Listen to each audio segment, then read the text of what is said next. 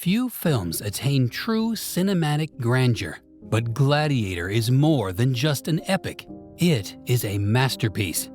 The ultimate battle between Maximus and Commodus is important to the emotional and thematic weight of the story.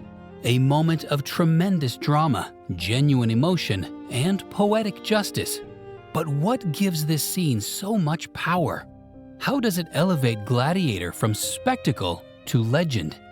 In this video, we'll look at the writing, cinematography, and performances that made this showdown memorable. Let's enter the arena and discover the brilliance of Gladiator's defining moment. You're a man who once said death smiles at us all. All a man can do is smile back. In Gladiator's climactic last combat, the betrayed general turned slave Maximus confronts Emperor Commodus in the Colosseum. Russell Crowe plays Maximus, and his strong performance in Gladiator earned him the Academy Award for Best Actor. Crowe provides depth and emotion to the role of Maximus, playing him as a powerful warrior, a loyal general, and a bereaved man seeking justice. His depiction of Maximus encompasses both the character's physical might and emotional fragility, making him one of cinema's most famous characters. Crowe's imposing presence, combined with Ridley Scott's direction, transforms Gladiator from a historical epic into a timeless masterpiece. Before the combat, Commodus cowardly wounds Maximus in private, giving him an unfair edge. Despite his injury, Maximus fights fiercely and defeats Commodus in a terrible yet poetic confrontation. As the crowd watches in stunned silence, Maximus eventually destroys the corrupt emperor, restoring honor to Rome before succumbing to his wounds. His death is bittersweet. He is finally reunited with his family in the afterlife, but his legacy as a hero continues. The scene begins in a dimly lit holding room beneath the Colosseum, where Maximus is shackled. Commodus, aware that he cannot win properly, stabs Maximus in the side before the fight. This behavior exemplifies Commodus's weakness. He seeks victory, but hates genuine fight. This event cements his reputation as a cowardly ruler, in stark contrast to Maximus, who has always fought honorably. The scene is intended to deprive Commodus of any remaining legitimacy as emperor, making his eventual demise seem like justice.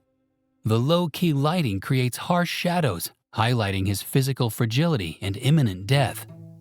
The contrast between the darkness of this chamber and the bright golden light of the Colosseum above symbolizes Maximus's fight between life and death. Commodus dominates the scene, standing over Maximus and stabbing him in the side. This scene is framed in a tight close-up, emphasizing Commodus's cowardice. When Maximus is hoisted and armored for the fight, the low-angle shot makes him appear strong again, demonstrating his tenacity despite the wound. The sound of Commodus speaking and the sword penetrating Maximus's side is amplified and intimate, making the treachery feel even more personal. As the scene shifts to the Colosseum, the music gradually swells, indicating the tremendous clash ahead. The fight begins with Commodus boldly pushing forward, while Maximus, weakened by blood loss, struggles to maintain pace. Maximus begins to walk slowly, his vision dimming, and takes a defensive stance. Commodus swings violently, but his attacks are sloppy despite the wound. Maximus's talent keeps him alive. The audience watches in startled silence, unsure what to anticipate. As the fight begins, the camera takes a wide picture to depict the magnificent expanse of the Colosseum and the spectators. The camera remains slightly unstable, portraying the tumult of the moment and Maximus's frail health. Maximus's point-of-view images depict a blurry and unfocused area, adding to his dizziness caused by blood loss. Unlike many Hollywood action scenes, this bout is shot in longer takes, with restrained editing, keeping the fight raw and authentic rather than artificially orchestrated. The fight begins slowly, with Maximus plainly straining, but as he finds his rhythm, the rate of cuts picks up, heightening the action. Each sword clash is punctuated by tight close-ups of Commodus's terrified features, which reveal his mounting anxiety. The bright, sunny Colosseum contrasts with the previous dark room, symbolizing Maximus's return to grandeur, even in death. Commodus, clothed in white, stands out against Maximus's darker armor, implying false purity versus true dignity.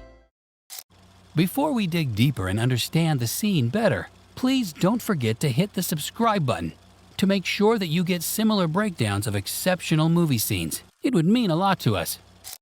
Maximus maintains his composure throughout the fight.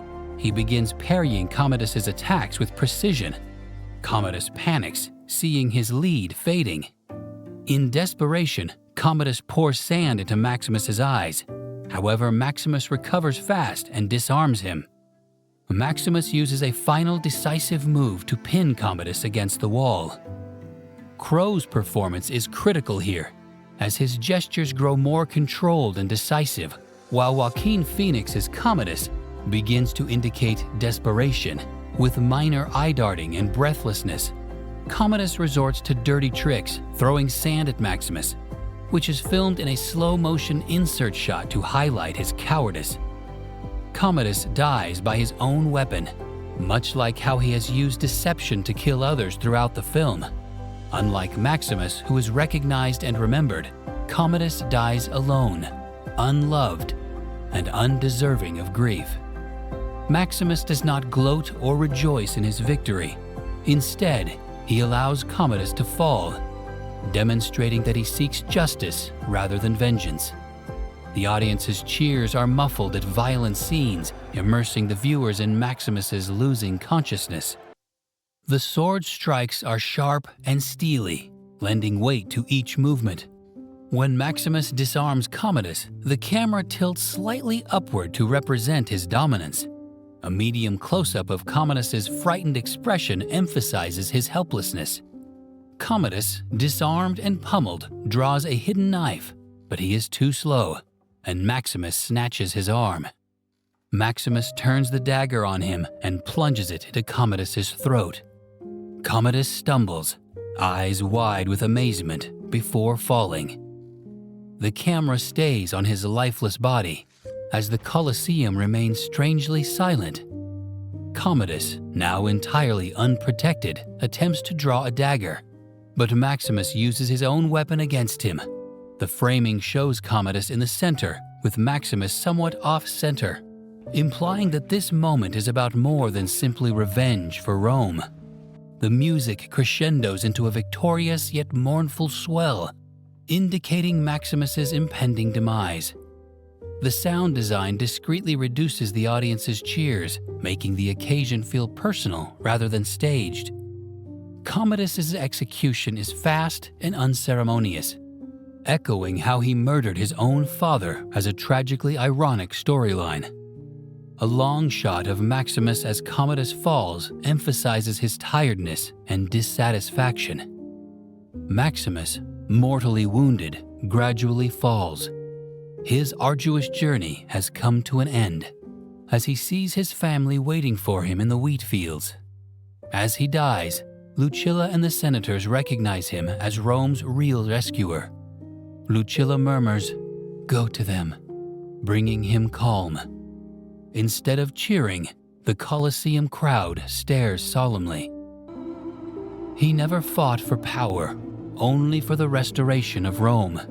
His death guarantees a brighter future. His vision of his family proves that he was never meant to reign, but rather to reunite with them. With Commodus gone and Maximus's sacrifice, Rome now has a chance to recover and restore its prestige. Maximus stumbled and collapsed. The camera tilts downward to reflect his transition from life to death. The soft lighting and subtle fade to his vision of his family accentuate the concept of spiritual liberation. The hand sweeping over the wheat fields, a recurring motif, appears again, visually connecting this moment to the peace he seeks. Hans Zimmer's "Now We Are Free" is played slowly, with a tune that blends sadness with elation. the echoes of the Colosseum fade away, leaving only the gentle sounds of nature as he reunites with his family in the hereafter. The camera lingers on Maximus's physique as the Romans recognize him, not as a slave, but as a legend. The fade to black indicates that Gladiator is about more than one man's vengeance. It is also about restoring Rome's glory. Hans Zimmer's composition in Gladiator's climactic combat shapes the emotional depth of the moment, beyond mere accompaniment to become a key storytelling aspect. The combat begins in near stillness, enabling the raw sounds of swords and heavy breathing to add intensity and reality. As Maximus regains control, the music gradually swells with rich orchestral tones, announcing his victory while maintaining a gloomy undertone. The change to "Now We Are Free" with its ethereal vocals turns the emphasis from victory to sacrifice, stressing Maximus's search for peace rather than conquest. The melancholy yet uplifting music makes his death feel like a transcendence into legend rather than an end. Instead of victorious fanfare, the soundtrack leaves the audience with a sense of reflection, emphasizing that Maximus's ultimate legacy is not revenge, but the restoration of Rome's honor. The climactic confrontation between Maximus and Commodus is more than just a battle. It represents the ultimate resolve of Gladiator's major themes such as justice, honor, sacrifice, and redemption. Commodus, the embodiment of tyranny and deception, meets his demise not via spectacle, but through poetic justice, demonstrating that true power derives from integrity rather than manipulation. Despite being gravely wounded, Maximus succeeds not just in battle, but also in spirit, performing his final duty to Rome and securing a corruption-free future. His death is not a tragedy, but rather a relief. His journey concludes in peace, reuniting him with his family in the afterlife. The Colosseum crowd's silent appreciation rather than cheers indicates that this was never just entertainment, but a restoration of order. In the end, Gladiator changes from an epic narrative of retribution to a timeless story of legacy, demonstrating that while tyrants may reign for a time, great heroes live on in history. The visual arrangement of this scene transforms the scenario from a simple fight to a meaningful cinematic experience. Ridley Scott's excellent use of light, framing, and camera movement heightens the emotional and symbolic significance of the scene. The contrast between the gloomy, shadowy dungeon and the brightly lighted Colosseum artistically depicts Maximus's journey from suffering to spiritual redemption. Close-ups of Commodus's frightened faces and Maximus's calm resolve highlight the power dynamic between the two characters. The progressive shift from chaotic handheld shots to steady, regulated framing reflects Maximus's developing power, while the muted sound design adds to the impression of solitude and inevitability. Every visual choice, from the Colosseum's golden tones to the slow-motion inserts, adds to the scene's beautiful aura. This exquisite visual storytelling elevates the conflict beyond mere entertainment, transforming it into a meditation on mortality, honor, and the triumph of integrity over tyranny. Did you enjoy the video? Please go through our channel to find more interesting breakdowns of famous scenes of brilliant movies. Thank you for watching. See you next time. Bye.